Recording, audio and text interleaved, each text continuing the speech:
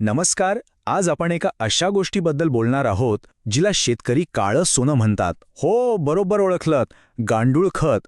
तर हे खत नक्की कसं बनवायचं आणि त्याचा वापर कसा करायचा याची सगळी माहिती आज आपण घेणार आहोत.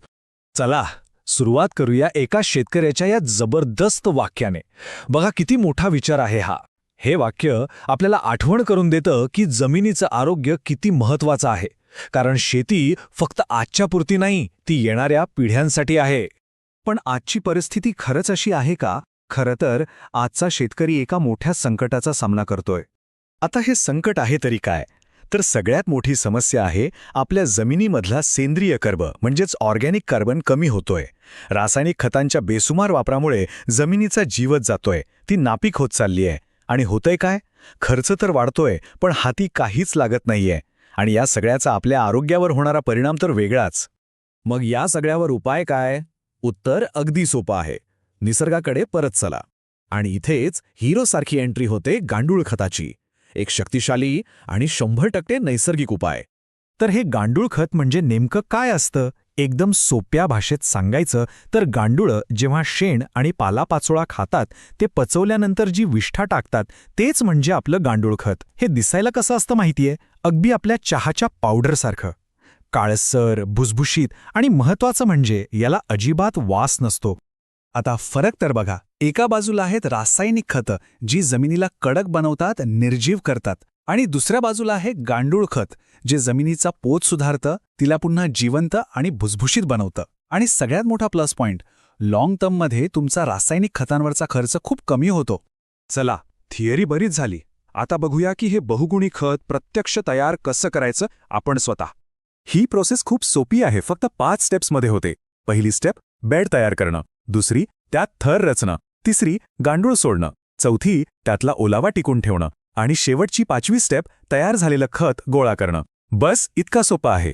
आता बेड भरताना थरांची रचना कशी करायची ते जरा नीट समजून घेऊया. सगळ्यात खाली म्हणजे बेडच्या तळाला साधारण 6 ते 8 इंच जाडीचा पिकांच्या अवशेषांचा थर द्यायचा. म्हणजे उसाचा पाचट असेल किंवा कुठलाही पालापाचोळा तो टाकायचा. त्याच्यावर टाकायचा अर्धवट कुजलेल्या शेणाचा थर. आणि हीच प्रोसेस बेड भरेपर्यंत रिपीट करत राहायची. बरं, बेड तर तयार झाला. आता त्याची काळजी कशी घ्यायची हे तर त्याहून सोपं आहे. बेडमध्ये साधारण 60% ओलावा टिकवून ठेवायचा. म्हणजे गरजेनुसार थोडं पाणी शिंपडत राहायचं. मुंग्या लागू नयेत म्हणून बेडवर थोडा कडुलिंबाचा पाला पसरवून टाकायचा. आणि हो, एक महत्वाची गोष्ट, बेडमधून जे जास्तीचं पाणी खाली झिरपतं ना, ज्याला वर्मी वॉश म्हणतात, ते वाहून जाण्यासाठी चांगली सोय करायची. आणि हे सगळं केल्यानंतर फक्त 45 ते 60 दिवसात म्हणजे साधारण 1.5 ते 2 महिन्यातच आपलं फर्स्ट क्लास गांडूळ खत वापरासाठी तयार होतं. आणि यात भारी गोष्ट काय माहितीये?